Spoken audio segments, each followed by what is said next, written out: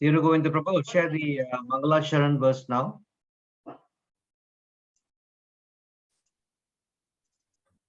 Om Namo Bhagavate Vasudevaya. Om Namo Bhagavate Vasudevaya. Vasudevaya. Om Namo Bhagavate Vasudevaya. Om Namo Bhagavate Vasudevaya. Om Namo Bhagavate Vasudevaya. Om Namo Namo Bhagavate Bhagavate Vasudevaya. Vasudevaya. Om Jnana-timirandasya Gyananjana Shalakaya Chakshurunmilitam Yena Tasmai Shri Gurave Namaha. Shri Chaitanya Manobhishtam Stapitam Yena Bhutale Svayamupakadam Mayam Dadati Svapadantikam. Vandeham Shri Guru Shri Yuta Padakamalam Shri Gurun Vaish.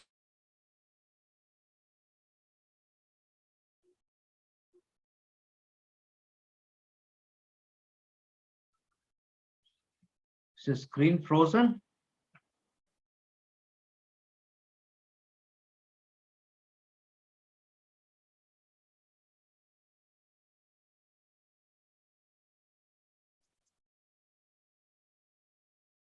I think we lost Prabhu there. We'll wait. Hare Krishna devotees, are you able to hear me? Bhyo Vaishnavebhyo Namo Namaha. Jai Shri Krishna Chaitanya Prabhu Nityananda Shri Advaita Gadadara Shri Vasadi Gaura Bhakta Vrinda. Hare Krishna Krishna Krishna Hare Hare Hare Rama Rama Rama.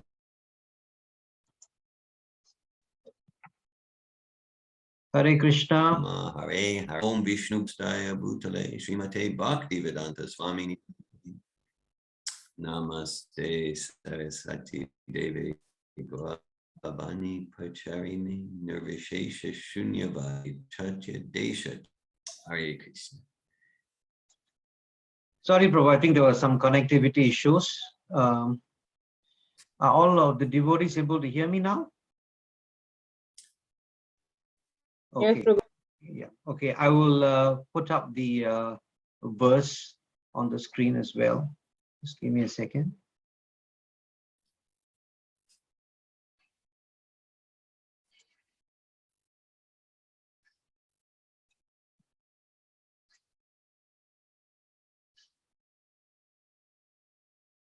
Hare Krishna. Hare Krishna.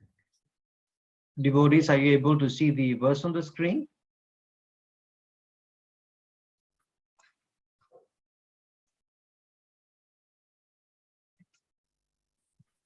Yes. Okay. Thank you very much. We can continue, Prabhu. Thank you. Okay, so we're studying Bhagavad-Gita as it is, chapter 9, entitled The Most Confidential Knowledge, text 3. It's July 2nd, 2022. Okay, I'll start with the Sanskrit words. Ashradadana, Ashradadhana Purusha, Purusha Dharmasyasya, Dharmasyasya Parantapa, Parantapa Aprapya, Aprapya Mam, Mam Nivartante, Nivartante Mrityu, Mrityu Samsara, Samsara Vartmani, Vartmani Ashradadana Purusha, Ashradadhana Purusha Dharmasyasya Parantapa, Dharmasyasya Parantapa Prapyamam Nivartante, Aprapya Mam Nivartante Mrityu Samsara Vartmani, Mrityu Samsara Vartmani Ashradadana Purusha, Ashradadhana Purusha Dharmasyasya parantapa. Dharmasyasya parantapa. Prapyamam nivartante. Aprapya mam nivartante. Mrityu samsaravartmani. Mrityu samsaravatmani. Ashradadana purusha. Ashtadadana purusha. Dharmasyasya parantapa. Dharmasyasya parantapa. Prapyamam nivartante. Aprapyamam nivartante. Mrityu samsaravartmani. Mrityu samsaravatmani. Ashradadhana purusha. Ashradadana purusha.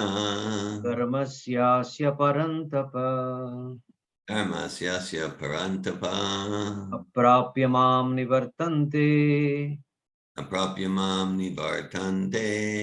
Mrityu samsaravatmani. Mrityu samsaravartmani. Ashradagana Purusha Ashradhana Ashradhana purusha. Dharmasyasya Parantapa Dharmasyasya Dharmasyasya parantapa. parantapa. Aprapyamam Nivartante Aprapyamam Aprapyamam nivartante. nivartante. Mrityu Samsaravatmani. Mrityu samsaravatmani.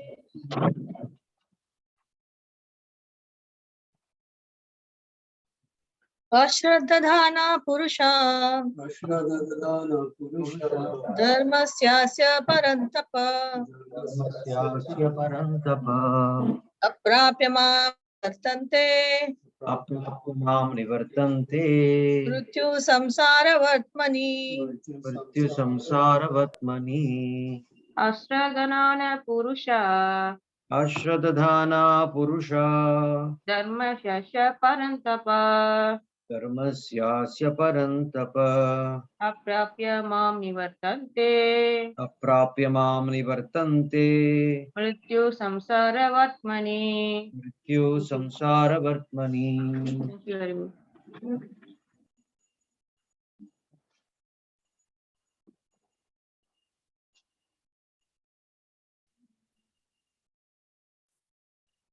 Okay, we'll go to the word meanings.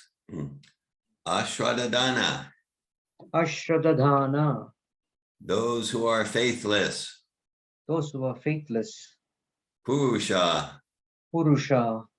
such persons. Such persons. Dharmasya, Dharmasya. of this process of religion. Of this process of religion. Asya, Asya. of it. Of it. Parantapa, Parantapa. O killer of the enemies. O killer of the enemies. Aprapya, Aprapya. without obtaining. Without obtaining. Mam, Mam. me. Me. Nivartante, Nivartante. come back. Come back. Mrityu, Mrityu. death. Death. Samsara, Samsara. material existence. Material existence. Vartmani, Vartmani. on the path of. On the path of. Translation, those who are not faithful on the path of devotional service cannot attain me, O conqueror of foes, but return to birth and death in this material world. Purport by His Divine Grace, A.C. Bhaktivedanta Swami Prabhupada. Jai Prabhupada. Jai. The faithless cannot accomplish this process of devotional service. That is the purport of this verse. Faith is created by association with devotees. Unfortunate people, even after hearing all the evidence of Vedic literature from great personalities, still have no faith in God. They are hesitant and cannot stay fixed in the devotional service of the Lord. Thus, faith is a most important factor for progress in Krishna consciousness. In the Chaitanya Charitamrita, it is said that one should have complete conviction that simply by serving the Supreme Lord, Sri Krishna, he can achieve all perfection. That is called real faith. In the Srimad Bhagavatam, it is stated that by giving water to the root of a tree, its branches, twigs, and leaves become satisfied, and by supplying food to the stomach, all the senses of the body become satisfied. And similarly, by engaging in the transcendental service of the Supreme Lord, all the demigods and all the living entities automatically become satisfied. After reading Bhagavad-Gita, one should promptly come to the conclusion of Bhagavad-Gita. One should give up all other engagements and adopt the service of the Supreme Lord Krishna, the personality of Godhead. If one is convinced of this philosophy of life, that is faith. Now, the development of that faith is the process of Krishna consciousness. There are three divisions of Krishna conscious men. In the third class are those who have no faith. If they're engaged in devotional service officially for some ulterior purpose, they cannot achieve the highest perfectional stage. Most probably they will slip after some time. They may become engaged, but because they have incomplete conviction and faith, it is very difficult for them to continue in Krishna consciousness. We have practical experience in discharging our missionary activity that some people come and apply themselves to the Krishna consciousness with some hidden motive, and as soon as they are economically a little well situated, they give up this process and take to their old ways again. It is only by faith that one can advance in Krishna consciousness. As far as the development of faith is concerned, one who is well versed in the literatures of devotional service and has attained the stage of firm faith is called a first-class person in Krishna consciousness. And in the second class are those who are not very advanced in understanding the devotional scriptures, but who automatically have firm faith that Krishna Bhakti or service to Krishna is the best course, and so in good faith have taken it up. Thus, they are superior to the third class who have neither perfect knowledge of the scriptures nor good faith, but by association and simplicity are trying to follow. The third class person in Krishna consciousness may fall down, but when one is in the second class or first class, he does not fall down. One in the first class will surely make progress and achieve the result at the end. As far as the third class person in Krishna consciousness is concerned, although he has faith in the conviction that devotional service to Krishna is very good, he has no knowledge of Krishna through the scriptures, like Srimad Bhagavatam and Bhagavad-Gita. Sometimes these third class persons in Krishna consciousness have some tendency toward karma yoga and jnana yoga, and sometimes they are disturbed. But as soon as the infection of karma yoga or jnana yoga is vanquished, they become second class or first class persons in Krishna consciousness. Faith in Krishna is also divided into three stages and described in Srimad Bhagavatam. First class attachment, second class attachment, and third class attachment are also explained in Srimad Bhagavatam in the 11th canto. Those who have no faith, even after hearing about Krishna and the excellence of devotional service, who think that it is simply eulogy, find the path very difficult, even if they are supposedly engaged in devotional service. For them, there's very little hope in gaining perfection. Thus, faith is very important in the discharge of devotional service.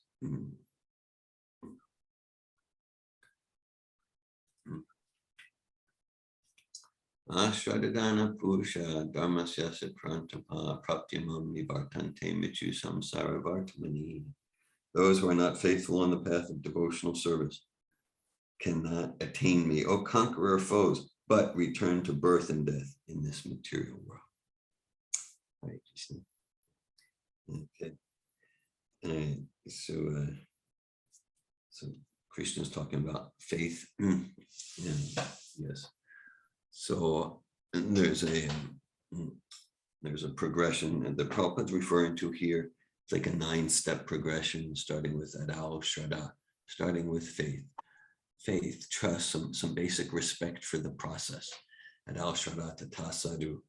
This is given by Rupa Goswami, so that Sadhu Sangha, right? So okay, so like all of us here, we must have some faith, because here we are on a Saturday Saturday morning or Saturday late afternoon or evening, or whatever it is. And there's many things we could be doing. But here we are, we're discussing chapter 9 of Bhagavad-Gita. So that it indicates, oh, so we're giving our time. We have respect for the process to associate with devotees, hear from Srila Prabhupada, hear from Sri Krishna in his talks with Arjuna. Dal Shraddha Tata Sadhu Sangato Bhajana Kriya. Tanor Nartat, Tato Narta Nivriti Sat, Tato Nishta Uchistata. And as so in Krishna consciousness, Prabhupada talks about attaining the goal, attaining the result. And it's like simultaneously in this path of bhakti, the process is the goal. The journey is the goal. Because we can say, here we are, and we have achieved the goal. We're giving our time, energy, power of hearing and mind to Bhagavad Gita, right? Each verse is a mantra, each line in Prabhupada's purport is Vani. It reveals truth, and it's non-different from the truth it reveals. So we are achieving the goal. And at the same time, to the extent that we give ourselves, to the extent that we steadily give ourselves to this process, Shravanam, Kirtanam, Vishnu, Smaranam, Padasevanam, remembering Krishna, hearing, chanting, Archanam, deity worship, Vandanam, Sakyamatma Nivedam, to the extent that we steadily give ourselves to the process, then we progress. Then we progress towards the goal, and the journey is the goal. So that's a very beautiful aspect of this path of bhakti. Unlike other paths where it's just like, well, I'll work hard and I don't like the work, but I want to achieve that goal of a certain amount of money in the bank or like that. Okay, and so here the process is the goal, non-different from the goal. And so faith, so sometimes like in philosophy, it's like, are you a person of faith or a person of reason? Okay, and so it's like, oh, I'm a person of reason and rationality, not faith. So this of course is nonsense. So meaning that everyone has faith. It's the nature of the soul. It's the nature of the spirit soul to have faith. Our choice is where to direct our faith, where to place our faith. Bhagavad-Gita has a whole study there in chapter 17, chapter 18. We can place our faith in a way that's tamasic, rajasic, sattvic, or transcendental. So just like everyone is going to serve, right? The dharma of the soul. It's like the dharma of sugar is to be sweet, the dharma of fires to be hot. We're going to serve. We don't have a choice. That's who we are. Oh, right? And our choice is where to direct that propensity for service. We're going to seek happiness. Ananda mayo byasat, right? It's the nature of the consciousness to seek happiness. We're going to seek knowledge.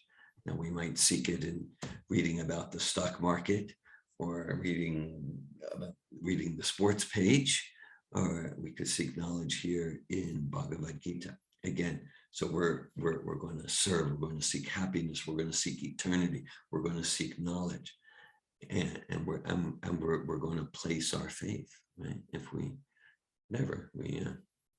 our actions reveal our faith every time.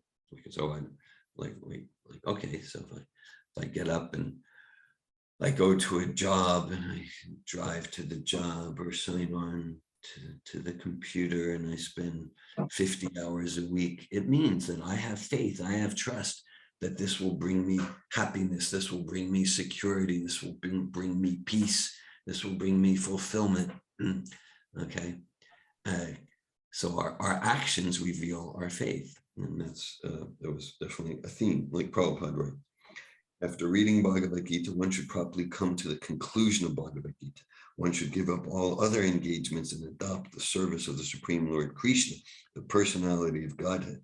If one is convinced of this philosophy of life, that is faith. Now, the development of that faith is the process of Krishna consciousness. Okay, so I can say, oh yeah, I'm convinced about the Bhagavad Gita. Okay, At the same time, how convinced I am, how much trust I really have, that is shown in my actions. That is shown in my actions. To what extent am I a living example of Bhagavad-Gita? And to whatever extent I am, then that shows that I actually trust. And to what extent is my actions, my thoughts, my words not aligned with the actual essential devotional principles of Bhagavad-Gita? And then that indicates that I'm placing my faith elsewhere. I'm placing my faith somewhere else. I'm placing my faith somewhere else. And so Prabhupada references the verse Yata Tarur Mulani Shechanena from the 4th canto of Srimad Bhagavatam. That's the verse, like Mula, root, Tarur, tree. That Bhagavad Gita and Sri Chaitanya Mahaprabhu and Srila Prabhupada, they're encouraging us to activate our spiritual intelligence, to understand that, by placing our trust, and we're going to trust, by placing our faith, by placing our respect, by giving ourselves to that process of bhakti, that's like watering the root of the tree. Okay, this will bring me peace, and this will bring me the joy, the happiness that I'm seeking. And this is service, directing our propensity for service to Sri Krishna, the substratum of all existence. And the substratum of all existence is Bhagavan, Sri Krishna, the personality of Godhead. And by directing our service there, learning how to do that, then just like we water the root of a tree, then all the branches, twigs, and leaves, they're all served, meaning all the nationalities, all the races, all the political creeds, all the species, not just humanity, all living entities, the whole universe is served when I give myself when I'm giving myself with love and devotion, or at least disciplining myself to give myself, to develop that love and devotion to Krishna. So that's faith, that's trust. And I can say this is I definitely get, like, whether it's like this is an experiment, right? The experiment of bhakti yoga. Krishna says in the verse preceding this, Rajavidya Rajaguyam Parichamidam Uttamam Prajakshavagam Dharmyam Shushukam Kartumaviyam. Krishna says that this process is directly experienced. It's not just a matter of I believe. It says, sure, we're encouraged, apply our intelligence to the sublime philosophy of Bhagavad-Gita. We apply our intelligence with healthy skepticism. That's different than closed down cynicism, right? So blind faith is discouraged. No, apply our intelligence. And the more because the nature of the material energy, starting with our material mind, is to dissuade us, is to give us reasons, to give us rationalizations why not to practice bhakti yoga. And that's the nature of the material energy, at least to the extent that our mind is still our worst enemy rather than our best friend. Badorat manastasya yane manajita, not manastu shatruve vartedat neva satruva. By practicing bhakti yoga more and more, we retrain our mind to become our actual friend and not to constantly try to self-sabotage us. So the nature is to find reasons not to practice bhakti yoga. And the more our intelligence is fixed in the philosophy, not using philosophy or intellectualization as like a barrier to the heartfelt feelings that naturally emerge as we practice bhakti, but to use our intelligence to support that emotional, devotional process of bhakti. And the more our intelligence is fixed, then wherever the mind goes, whatever we get exposed to, we're very clear. We're capable to make distinctions. Okay, what will support me in self-realization and continuing on this path of cultivating love of Krishna. And what's an attractive distraction? What's an attractive distraction? Yeah. So this process is directly experienced, right? So it's not just what do you believe? It's we have a direct experience. Krishna emphasizes that in the previous verse. Prajakshava, a direct. The soul has senses. The soul has mind. So the soul has a direct experience of the bliss of bhakti. And I can say that whether I'm practicing Krishna consciousness or I'm deviating from it, I always get proof of the process, right? Like if I'm practicing, okay, there's practicing at different levels, but like here I am studying Bhagavad-Gita, rise early, chant Hare Krishna, study Prabhupada's books, and chant Samsara Dava Nalalita Loka. Then I have an experience that confirms the soul is awakening to its natural joy. I have an experience that confirms that, and then that's it affirms the process that's described here. What the results, what the experience will be when I'm practicing. And at the same time, when I'm alienated from the process, when I'm not practicing, I also get proof of the process. Right? When I'm not practicing, let's say I'm wasting time on internet, or I'm sleeping too much, or sleeping just for indulgence in mode of tamas, or I'm losing control of my anger.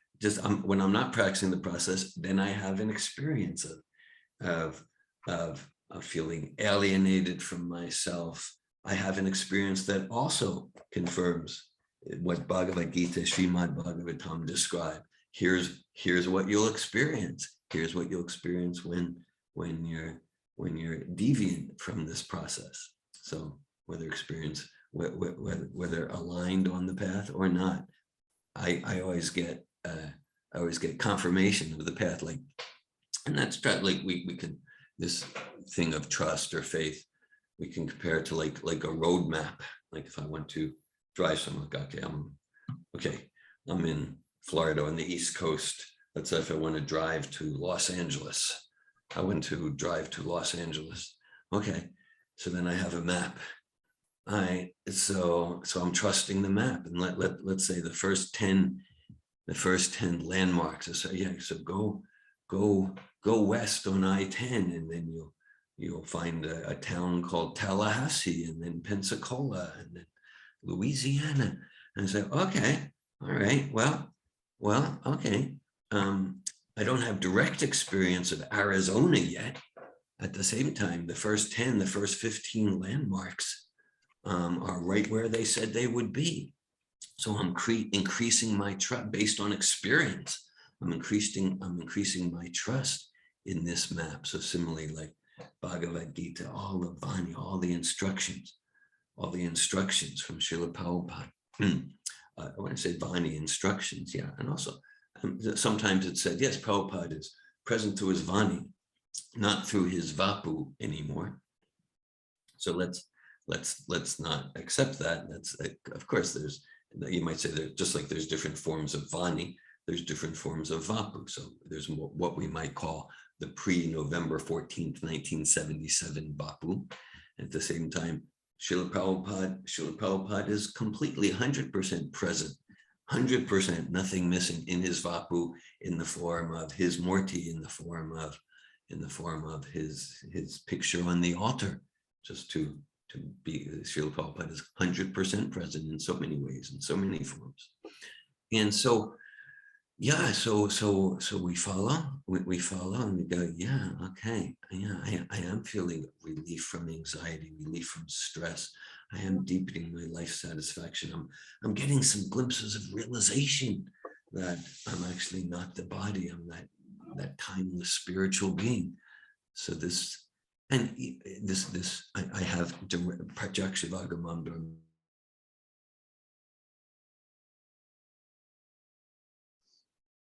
This map works, this process is effective. And then Prabhupada's talking about that process.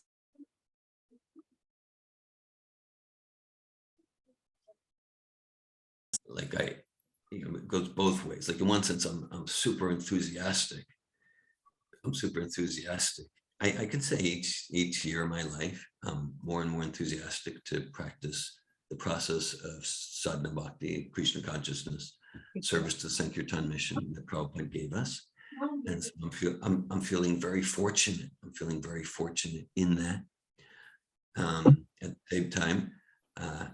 the same time, also I could see there's reason to feel discouraged, because I feel like due to my lack of surrender, it feels like, okay, like in about 40 years of practicing, can feel like I've progressed like one inch on the path. So that can feel discouraging.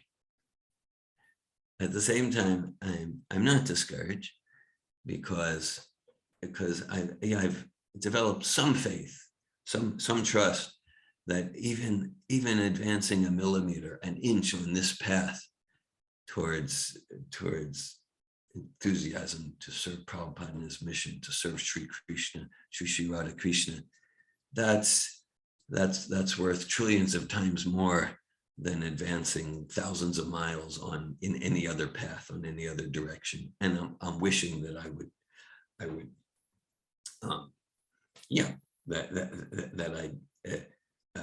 stop being foolish, and I would give myself with more seriousness to this process. And so Prabhupada talks about the different stages, different classes of devotees. And I mean, the way I see it, because it can be helpful to think in terms of like Uttmadhikari, Madhyadhikari, Kanishta, first class, second class, third class.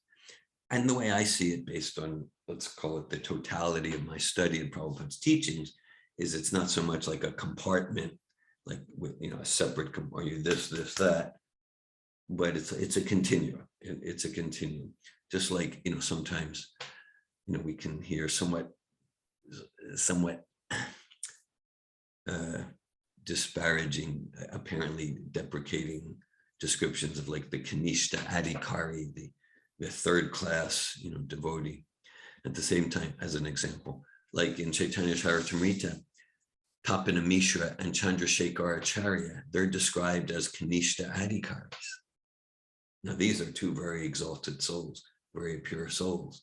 So what I'm saying, what I'm saying is, if we look at Prabhupada's book, sometimes there's more wide, broad definitions of what is a Kanishta, what's a Madhyamadhikari, and sometimes there's more like narrow, strict definitions. So with Chandrasekhar Acharya and Tapana Mishra, they're described as Kanishtas because they didn't have the potency to communicate Lord Chaitanya's mission in such a way to transform the hearts of the 60,000 sannyasis, Mayavad sannyasis headed by Prakshananda Saraswati. So that's a very, very elevated, exalted definition of Kanishta Adhikar.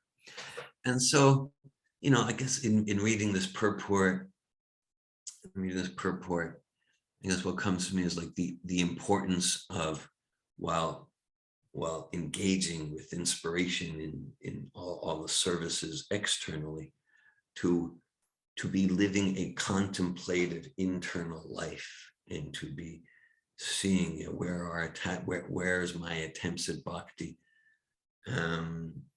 mixed with attachment to gyan or karma. An example I've shared sometimes. This was back way back. This goes back about 35 years, like 1987. I was serving as temple president in Tel Aviv, Israel, temple president. And once, so we used to go out six days per week on the Harinam on Dizengoff Square. And one day, so he saw the Harinam and he came back, a young fellow, maybe 20, 21 years old, and he had this very dark energy. And his name, he became Bhakti Yonatan. He became Bhakti Yonatan. And Yonatan is like Jonathan. And then he was there, and we had like an ashram in the suburbs, and we had our city center in Tel Aviv, and he was there, and he had this very dark, he felt like a real loser, like he had nothing going on for him in life, and he was very depressed and very dark energy. And then he started following the program. He started following the program, and he was staying at our ashram in the suburbs, a suburb called Radnana, and he followed the program. He's engaging in devotional service and mopping the temple room floor, shaved up like that. And you could see within a few days, he completely transformed. I mean, there was nothing artificial. He had this beautiful effulgence, very attractive effulgence. And then we had like a program in Tel Aviv with like lots of guests, new people. And then Bhaktivinoda, time he started coming to the programs after about 2 weeks, he was coming to the programs in the city center where he originally joined 2 weeks earlier. And then he experienced something that he never experienced before. He experienced that young attractive women were attracted to him. He never experienced that before. Okay, and so after about one or 2 days, he went with one other woman, and he left. I'm sharing that to just illustrate one of the principles here in the purport. And actually, when we would go out on Harinam, we would see him. He was always very friendly, as the years went on. But so in other words, like he saw that the process of bhakti works. It's powerful. It's powerful. He transformed, and then he got what he wanted. Let's call it some form of karma. He got what he wanted, and then more or less he left the process. So, and that's what Prabhupada's referring to here. That like if we have attachments, if we have other attachments, and I don't want to just point the finger at Bhakti Yonatan. I know myself, and it is something I still grapple with. I hope, I like to think I'm making progress. I don't know, but like, I know for sure, like in my early years in Krishna, because I like the idea of feeling smart, feeling intelligent, especially smarter than others. This is enjoyment like that. And I could see, I could achieve that because like, this is just like the most smart philosophy. And then when I'd be like giving a class or talking to people, I would defeat their philosophies because I had this most sublime knowledge. Okay.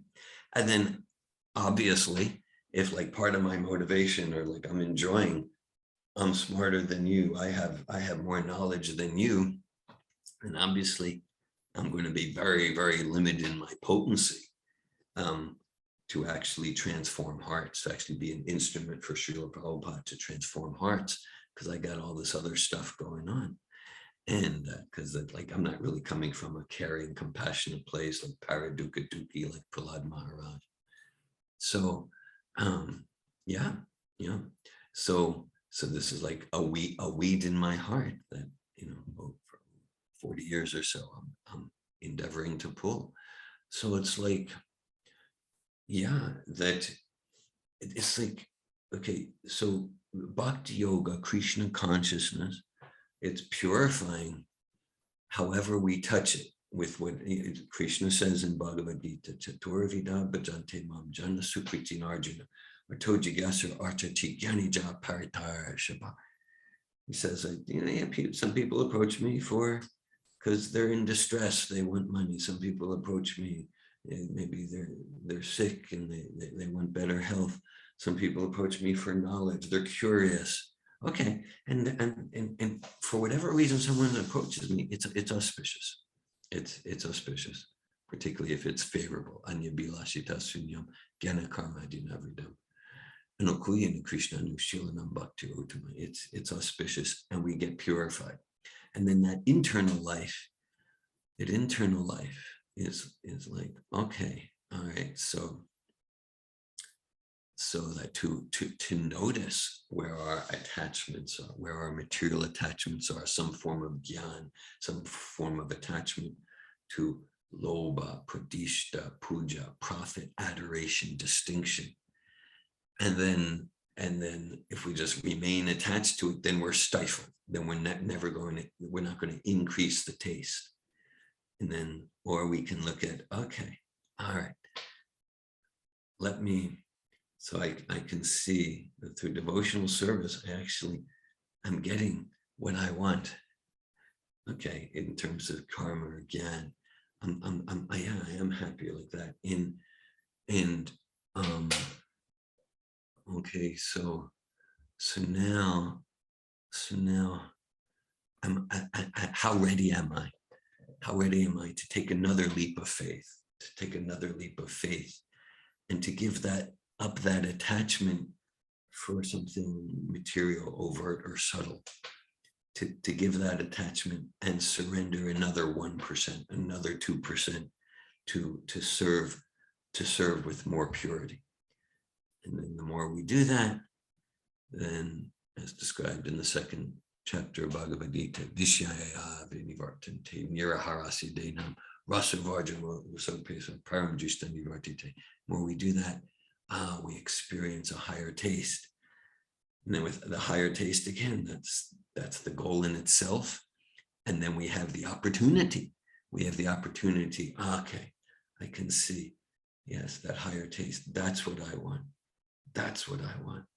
Okay, and I get more of it. I get more of it if I surrender more. And that means giving up more material attachment, or we could make a different decision. We could make a different choice that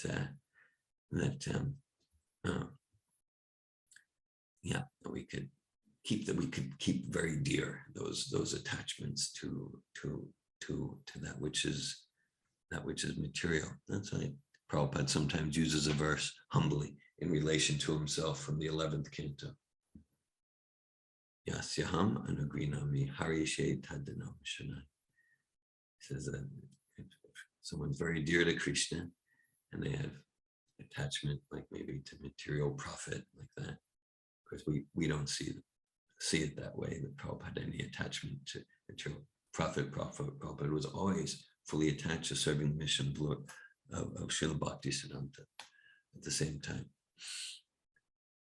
Prabhupada humbly quotes that verse in relation to himself. If Krishna sees someone's attached to some material profit, he'll take away everything, so that the devotee is practically forced to surrender fully, right? And then at the same time, we can get a high, like I gave the Bhakti Yonatan example. If we get that higher taste, the effulgence of Krishna consciousness, then we can decide, oh, okay, now let me use this higher consciousness to exploit the material energy even more than I was. And that's another choice. And that's why it's like external devotional service driven by that, a contemplative life. Where am I attached? Because as we come to sattva essentially means an expanded range of choice. So what are we doing with that expanded range of choice? To what extent are we deepening our inspiration for transcendental devotional service? To what extent are we using that expanded range of choice that comes from enhanced sattvic consciousness to entangle ourselves more and more in rajas and tamas, self-deception, like that? So the verse itself, it's not like I talked about here about the higher taste, that's what I want. And Krishna talks about Mityu Samsara Vartmani, beautiful verse. Those who are not faithful on the path of devotional service cannot attain me, O conqueror foes, or return to birth and death in this material world. So Sri Krishna, Srila Prabhupada, they're urging us, make that your desire to get free from the cycle of birth and death. And there's in the 15th chapter of Bhagavad-Gita, in the verse where Krishna talks about he opens a bit of a window to the spiritual realm. He says, Nata basaya tesuya na shashinka na pavaka yadgatva nandi bhartate paramam mama, that he says that's a place where there's no need of electricity, no need of sun or moon, because every atom is self-effulgent. Chintamani prakara sadmasu kalpavriksha. So Prabhupada says in the purport, one should be captivated by this information, like a travel brochure. We have a travel brochure for Paris or London or wherever, to attract us. So Prabhupada's like, yeah, like Krishna's giving a travel brochure to this place where there's no inebrities, it's not birth, death, old age, disease. So Krishna, he said, like, make that your goal. Like, before I came to Prabhupada's books, before I came to this Krishna consciousness, the idea of being free from cycle of birth and death, those words, the whole concept, like, would just have no meaning for this. What are you talking about? I just said, I was just so lost and not even aware how lost I am. Who am I? It was just basically animal life without beginning the questions, atato brahma jigyasa. So we want to cultivate deeper and deeper gratitude for what Srila Prabhupada gave us. So of course, it's like we, now in let's say, okay, in a more exalted stage, like Chakudana Diloye, Janme Janme Prabhu saying, Narottam Das Thakur, he is my Lord birth after birth, meaning the Vaishnav poet isn't even seeking liberation from birth and death, naturally assuming, of course, I don't have the qualifications to get free from the cycle of birth and death. Srila Prabhupada, in one of his poems, his bhajans that he wrote on the Jaladuta, he wrote, my dear Lord Krishna, I have no hope for liberation from the cycle of birth and death for many crores of births. Right, so that's Srila Prabhupada. He's saying, I have no devotion, I have no knowledge, I have no hope for liberation from many crores of birth. Sri Chaitanya Mahaprabhu, Mama Janmani Janmani Sri Bhavata Bhaktir Hetu Kitvai. Yes, just let me serve you birth after birth. So in one sense, are they not at the point of wanting liberation from birth and death? No, they're such a mentality, Srila Prabhupada, Sri Chaitanya Mahaprabhu, Srila Narottam Das Thakur, they're past that point where it's just like whatever. They're not looking for their own higher taste. They're just looking, how can I serve the Sankirtan mission? How can I serve my spiritual master? And of course, the irony is when one is in that consciousness, then that is the liberated state. Ihayasya haridasya karmana manasagira nikhilas bhakti vastasu jivan mukta sayuchyate.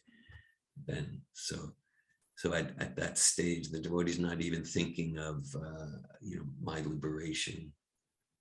Prahlad Maharaj, in his prayers to Lord Nrsimhadev, he said, I don't want my liberation from the miseries of birth, death, old age, and disease. Until everyone's liberated. At the same time, like for someone in my stage who's like, my goal is material sense gratification, gross or subtle forms. Subtle form can be making my ego right and stuff like that. Okay, then you have to cultivate a desire. I really want to not be forced to take birth again in the material body. I really want that. That's a few steps up. Okay, that's a few steps up there. And so, yes. All right. So I think I'll pause there. Hare Krishna, and I appreciate very much the opportunity to be in your association and speak on Bhagavad-Gita. We mentioned a few points related to this verse and purport, Bhagavad-Gita 9.3. I'll just recite the verse one more time. Ashradadana pusha dharmasyasya parantapa prapyamam nivartante mityu samsara vartamani. Those who are not faithful in the path of devotional service cannot attain me, O conqueror foes, but return to birth and death in this material world. Thanks for listening. I welcome at this time if anyone would like to share any inspirations, realizations, or ask any questions. Hare Krishna. Thank you so much, Prabhu, for your sharing and your presentation. Are there any questions from any of the devotees?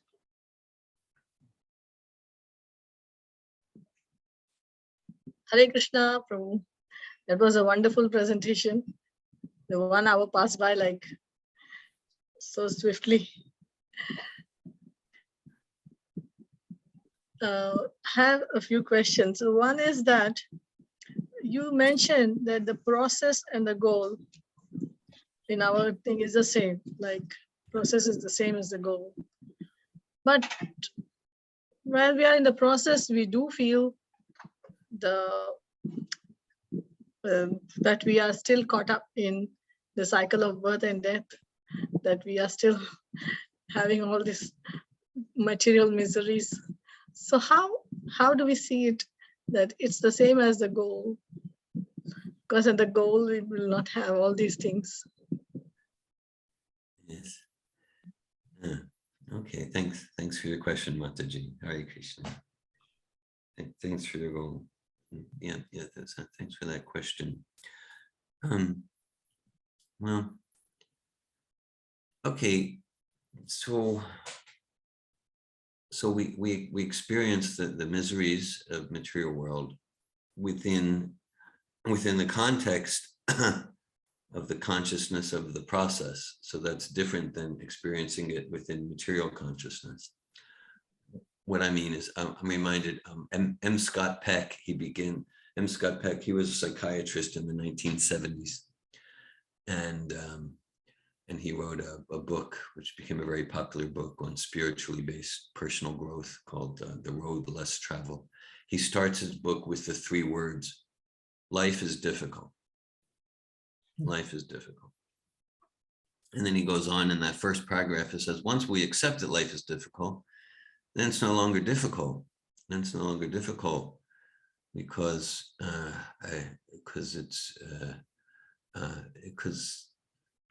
once we accept, then to try to make life not difficult isn't the goal anymore. To try, as Srila Bhaktisiddhanta said, the world stands in no need of any reform. Then we're not trying to adjust the material energy under the illusion that'll make me happy, like that'll make me fulfilled.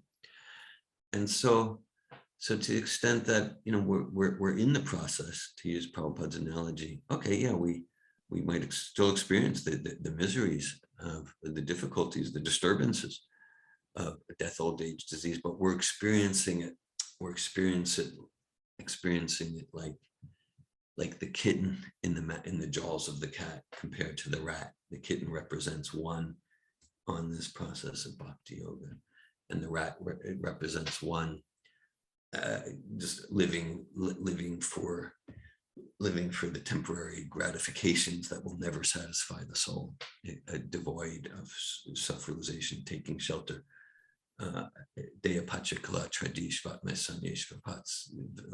Taking shelter in the fallible soldiers.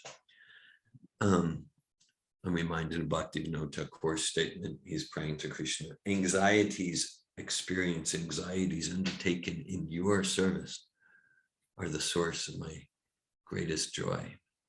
So that's and related to the verse from the 10th canto, Tatenu kampam susamiksamano bunjana eva makritam vipakam. So then we experience it like the kitten. And so then even those difficulties, they become an impetus. They become an impetus for deeper inspiration, deeper enthusiasm to engage in bhakti yoga. So even even those difficulties, the miseries coming from the mind, the body, and the pandemic, whatever, the whole material nature, that even those, they, to the extent that we're immersed in the process, they also become a source of a source of joy and enthusiasm, to the extent that our consciousness is like the kitten and not like the rat. So in that sense, the process, including the part of the process experiencing the material difficulties, that's also non-different from the goal of immersion in bhakti and realizing the truths of Bhagavad-Gita about the material and spiritual energy. Yes, so it all boils down to consciousness. That's very wonderful. And also, you said about the impetus for us to cry out more to Krishna to save us from this world. Because even now, when we are following this process, but that intensity to cry out is not there. We are feeling very, very comfortable in this situation. Yes, I'm okay. I'm not that, it's not that bad, And so that the intensity to cry out, Nusama Patita Prabhu Na Paivayar, there's not such intensity when we sing that song every day to cry out to Krishna, that please pick me up out of this cycle of birth and death. That intensity is not there somehow. Thanks for sharing. Yeah, thanks for sharing that. Yeah, that urgency, that intensity. Srila Prabhupada gives an example, like even in his days, they had when he was on airplanes, and they would give the safety precautions and like that, and he could see, we're not really listening like that. But it said, it was like, then if people hear the plane's actually going down, it's going to crash in 45 seconds, take it, then everyone's intensively listening. What do I do? What do I do? And so, but now every place, place, Hare Krishna, Hare Krishna, chant japa and like that. Within the pure devotion is like that intensity, that urgency. Avyarta kalatva, the devotee doesn't want to waste a moment. And urgency doesn't mean anxiety, but to the extent that I'm actually urgent about serving Krishna, my intelligence fully engaged like that, then I'm free from anxiety. Then I'm free from, and it's very rare. So thanks for bringing that point. To what extent are we complacent? Because the reality is, like Maharaj Parikshit, he knew he had 7 days to live. But we know we don't know. We might have 7 seconds. Or we might have 7 hours, or maybe we have 70 years, or whatever. But the idea is like this. Yeah, an example we give sometimes, like, let's say if we get a new car, we get the car of our dreams. I never had a car of my dreams, but whatever, just for analogy. And so here's this new car, it's a Maserati or whatever, Mercedes, whatever. Okay, and it's yours, and it's all paid off, and the insurance is paid. Here's the keys, it's yours. Just one thing. In the car, there's a bomb. And it's going to go off. It could go off any second. It might not go off for 10 years, but you just take the keys, you just enjoy, go for it, have a good time, go. So the only way we could we can have a good time. We could pretend to have a good time if we can numb ourselves. Maybe if we numb ourselves with enough drugs, or just some mindless internet, or if we numb ourselves to the fact that there's a bomb that's going to go off. So that's our situation, right? That this body will explode. Okay, and like the disease, the old age, those are signs. Those are signs. And so to the extent we get that, then we're not going to be complacent. Then we'll be urgent, and that's immersion in the process. And that's immersion in the process, because when I say it, the journey is the goal. at the same time, even when I say, oh, I'm in the journey, look, I'm chanting rounds, but maybe I've got like 2% urgency rather than 100%. That's why I'm not so much experiencing the higher taste of the goal. Another point that comes that, okay, as long as we've not fully cleared the anartha nivritti stage, then the journey is about becoming more and more free from the modes of nature. And then a lot of that higher taste is just the freedom from, just the addiction to lower mode activities. And then, okay, then kind of after anartha nivritti, it's not, let's say like Srila Prabhupada, the acharyas, the acharyas, the coward boys, the gopis. Yeah, they're also on a journey progressing towards the goal. Now they've completely achieved, they've completely achieved the goal. And at each moment they're on a journey progressing towards the goal. And their journey is not about becoming free of rajas and tamas. Their journey is deepening their love for Krishna each moment. Hare Krishna. Hare Krishna, wonderful. So one more question before there is what determines who has faith and who does not? Like, because we're talking about faith in this, you said faith is an intrinsic quality of the soul. Yeah. But we don't see that everyone has faith in Krishna. Maybe they have faith in so many other, even if they have faith in spirituality, but there are different paths. They have faith in different paths. So what determines it? Is it the contamination of this life or last life karma, or what exactly determines who has that faith? Sometimes you see people just click. The moment you tell them, they are ready to do devotional service. But sometimes, no matter how much you preach to them, they will never get that faith. So how is it, what actually is the thing which determines who has faith or who does not? Okay, thanks for that. Hare Krishna. Well, okay, as we discussed, everyone has faith. It's natural for the soul. And then our choice is where to place our faith, and to place it transcendently in the process of bhakti, place it in sattva, place it in something rajasic, place it in tamas. Okay, so like everyone's going to serve. How do we direct our propensity to serve? And the idea of like a light bulb, right? So the light bulb, the light is always pure white, but then it can be filtered through blue paper, red paper, yellow paper, like that. But the light is actually pure white, but it can be filtered in different ways. And then what determines, that gets into like, sure. Well, there's a saying, the past can explain a lot about the present, but it can't take responsibility for it. So sure, we can look at one's psychophysical nature and karma from past life, and like that.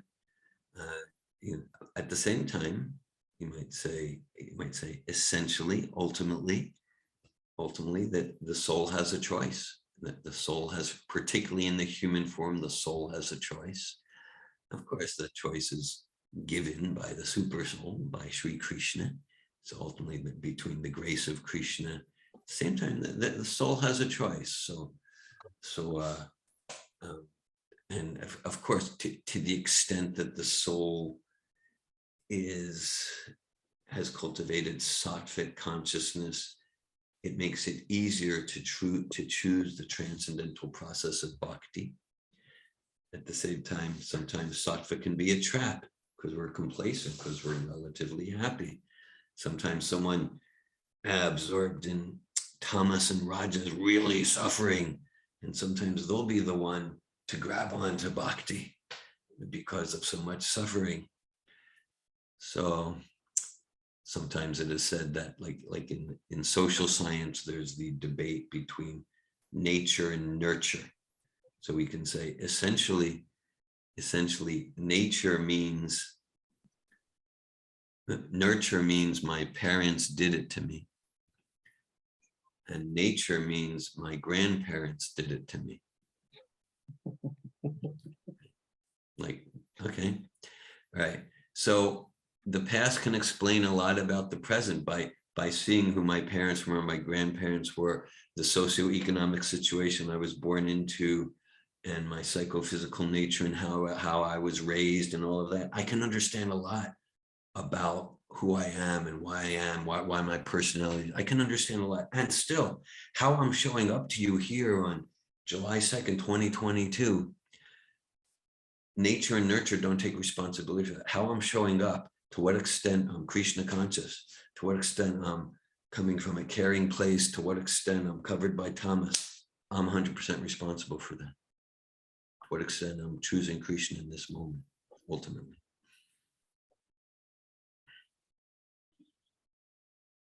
Dhira Thank you. Govinda Prabhu. Thank you very much.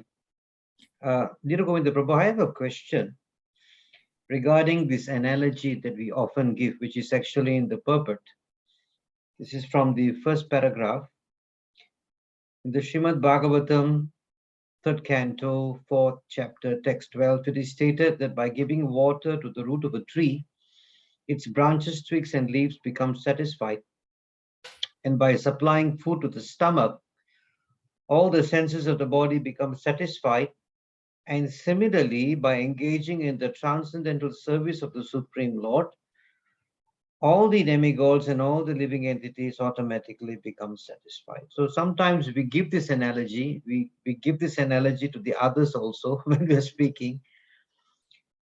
Would I be correct to say that this depends on how each individual is rendering the service? Because the devotees are rendering service to the Supreme Lord, but we see that by that service, it's not necessarily so that all the living entities look satisfied. Or that the demigods are looking satisfied or feeling satisfied. So how do we understand this analogy? Is it an individual thing that when we do it, then we get the satisfaction, but not all living entities may get it, you know? Okay. Yes. So thanks for that. Thanks for that question. My understanding is that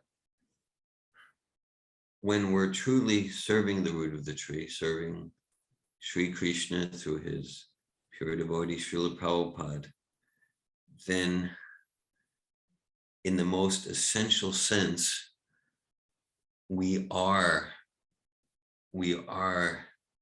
serving, we are serving all living entities. We also, that all living entities, we are serving them to awaken to their original self. Now, that might not be shown in some external way, but that's why it says, that's why, like Prabhupada's reference to Sri Chaitanya Charitamrita, Chaitanya Mahaprabhu says that requires kind of like faith. Like we might not see it. We might not see it in some overt external way, just like yeah, it just like, you know, like Krishna served, and then he can create the most sublime value in ways that, you know, aren't open to our perception right now. And like, okay, so just like, let's say if a devotee is chanting and other people are being disturbed, okay, and the devotee is humbly chanting, the devotee is not, you know, being obnoxious or something like that. Okay, oh well, they're not served. They're not served, but you know, so but actually on the soul platform they are served, and Krishna is working with them, and us serving Krishna enthuses that process. You know, as an example, like, okay, well, those who Arjuna killed on the battlefield, they died, they weren't served. Well, actually, we know. You know, actually, we know that because Arjuna was serving Krishna and they got to see Krishna, they were also served. They were also served. So in ways that with our external senses we might not perceive, we are serving all of the unlimited quadrillions of spirit souls in ways that we might not perceive it, in the most sublime way of supporting them in their journey of becoming free from the cycle of birth and death. So then, okay, when we say that everyone is accountable for their own actions and nobody else can take that ownership for their own choices and actions, that point is also mentioned in many places. Yeah. Yet at the same time, it is also said that by rendering service to the Lord, we benefit other living entities. And we look at the example of Prahlad Maharaj, where they said that by there being a pure devotee in the family, a certain number of generations of the family is delivered. So how can we reconcile both? Because obviously the other members of the family have not done anything to serve the Lord. So the pure devotee is delivering. At the same time, it is also said that you have to fly your own plane. It's not like someone else is going to do it for you. You have to take up the responsibility and be accountable. So how do we reconcile both these points? Thanks for that. Yeah, like the mercy of the Lord, the mercy of the pure devotee, and the free will of the spirit soul. The way I see it is like, yeah, that like, okay, so that, okay, it's like say like Srila Prabhupada, so in his service, like he's giving a lifeline, like Srila Prabhupada serving Bhaktisiddhanta's mission by coming to the West. So he's giving a lifeline, like the analogy, like drowning in the ocean, material existence. He's giving a lifeline to those drowning in the ocean, material existence, and so he's serving all spirit souls. At the same time, as Krishna says at the end of Bhagavad-Gita, Yate Chasi Tatapu, he says, do as you wish to do. Krishna is never going to interfere with the free will of the living entity. So we're not like forced to accept devotional service. At the same time, Krishna, the pure devotee, they're giving opportunity. And so like some might grab the lifeline partially, some might grab the lifeline completely, some might ignore the lifeline, some might curse the lifeline.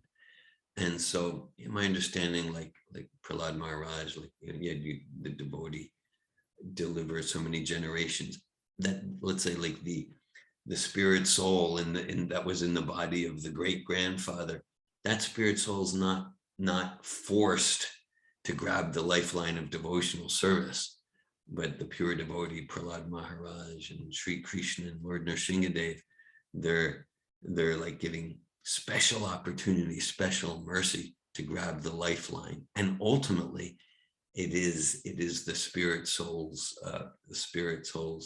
responsibility and opportunity to grab the lifeline. No one's going to do that for us. That's the way I understand it. Thank you, Prabhu. There's a question in the chat by Archana Mataji again. What should be a devotee's highest aspiration in chanting Hare Krishna? Is it to go back to Godhead, or is it simply to cry for Krishna? Thanks for that. Well, I think that's very personal. I think it's very personal, and my understanding from Srila Prabhupada that the mantra, it's a prayer, and it's the answer to a prayer. The prayer is, please engage me in your service. And so oftentimes the devotee is not even thinking about going back to Godhead, but just, please engage me in your service, birth after birth. At the same time, sometimes in a particular ras or mood, the spirit soul chanting Hare Krishna might be, Krishna, please, please deliver me from this misery. So my understanding is, like you might say, that the highest is a devotee on that platform simply wants to serve. Please engage me in your service. And then again, the irony is, with that pure, when that mentality is intense, just intense service, then the journey is the goal. Then just in that consciousness, one is there in Goloka. That was a question from Sudarshan Prabhu. Thank you. I see Mother Damayanti has her hand up. Yes, Mataji. Damayanti Mataji, question or comment? Hare Krishna. Thank you, dear Govinda Prabhu, for the class, and thank you all for your association. I was wondering, so like for myself, I've heard you sometimes say, dear Govinda, the statement, our actions reveal our faith. And like for myself, I don't think my actions really, like percentage-wise, are very devotional, you know, like I'm forgetting about Krishna, avoiding chanting, avoiding reading, like, but then like, it's like, but like I'm at least want to return to practicing bhakti yoga and Krishna consciousness. And I wondered, like, is that faith? I don't know if my actions are revealing my faith, you know, like day to day, there's not very much percentage that I'm feeling very Krishna conscious. It's not very high percentage. So is it faith if I at least know where to return to, or at least have a sense where to go, like at least go to associate with the devotees, or like, you know, go chant Hare Krishna, like, is that even an action, you know, is that, I guess I'm distinguishing between like external actions and like internal, like at least I'm touched by the idea of devotional service, you know. Yeah, So those would be my questions. I would say the short answer to that is yes, because actions are also thought, the actions on the platform of thinking and feeling, and so Krishna and Srila Prabhupada, they're noticing, like, yeah, I'd really like to go on Harinam. I'd really like to study Bhagavad-Gita more, and okay, maybe I'm not practically planning my time, so okay, that reveals something, but it reveals something that in our thoughts, there's some corner of our heart that I'd like to learn this Bhagavad-Gita verse, and I keep procrastinating. I'd like to clear 20 minutes to study Chaitanya Charitamrita, and I'm not doing it. But just even that kind of like transcendental disappointment that I'm not doing it, that emotion is very purifying. It's an action of the mind. It's an action of the heart. So yeah, that reveals faith too.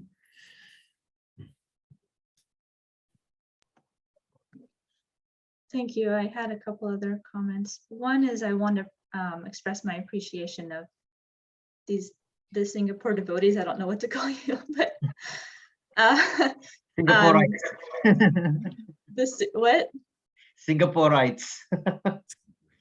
I didn't understand. I didn't hear it.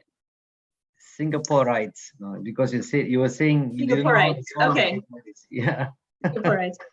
I think devotees is nice, but I'm like thrilled to come to these talks because your questions and your consciousness is like, it's just like astounding to me, and I'm always very inspired, and so you give me a lot of inspiration, so thank you. And well, I had a question. I feel like you mentioned a quote or a reference about when Krishna is like taking everything away from a devotee, like if he notices there's attachment. Is there a quote that I could look at? Yeah, it's a verse from the Bhagavatam that Prabhupada quotes a lot. He references his own life story. And the verse is, Yasyaham anugrinami harishe tadnam shanai. So it's somewhere in the 11th canto. You could look it up with those first words, Yasyaham anugrinami. If you want, you can send me an email. I'll send you the reference. Yes, yeah, and and of course this isn't absolute because it's a personal relationship, but in relationship with some of his sincere devotees, Krishna will take things away, and with some devotees he might give. But we can see as Srila Prabhupada's pastimes unfolded, he gave Prabhupada so much quote material opulence because it's not material, because Prabhupada used every penny, every building in Krishna's service. And so it could become a fine line, because like it's, oh, things are going poorly for me financially. That means Krishna loves me. Well, Krishna loves us for sure. But the thing is, how are we responding to it? Right? Like, because things are not going well, so-called materially, financially, and then we could, become bitter and resentful and give up the process of bhakti, or we could let that move us to deeper surrender to that happiness that'll never be annihilated by time. And or let's say things are gone well materially, financially, career, so we can take that to deepen our gratitude. Krishna, you're so merciful. Or things are going well, we're getting opulence, and then we can become falsely proud and go, well, I don't need to urgently chant anymore. Life's gone great. So however things are gone externally, what's our internal consciousness response? It looks like Jagannath Prabhu provide the reference to the Yasyaham. The verse, yes. Thank you. Can I make a comment on that for Damayanti Mataji? Your first question, because I heard somewhere that, see, the only thing, intrinsic part of the soul is also desiring. So the soul can desire. That's all the soul can do, actually. So if we desire to love Krishna or come to want devotee association, or want to come somewhere near to devoting our lives to Krishna, I think that desire itself will make it happen, if not now, later, because the Lord is seated in our heart and he's witnessing all our desires. So, and he's always sanctioning all our desires. So he has to sanction it, maybe now or later. So if we just desire to have that, to be a Krishna conscious devotee, I think that's quite a bit.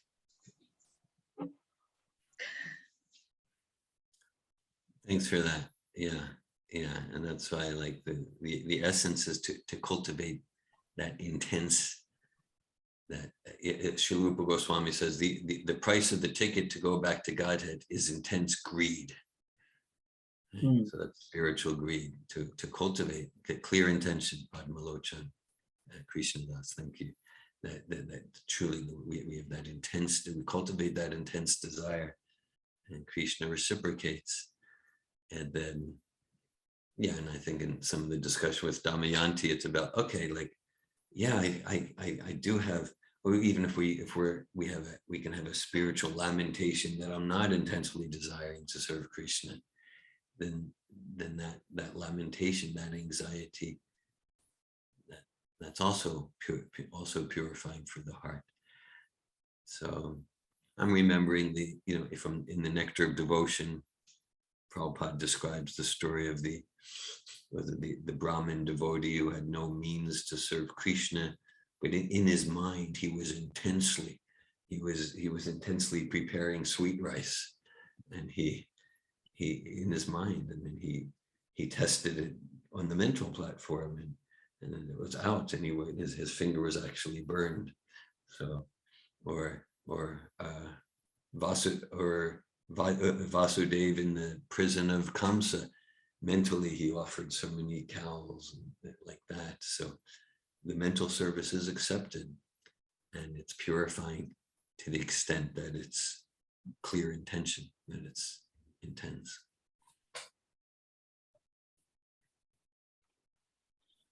Is there any last question we can take? It's already 7:35 in Singapore. So any one last question we could accept? Otherwise, we can close the session.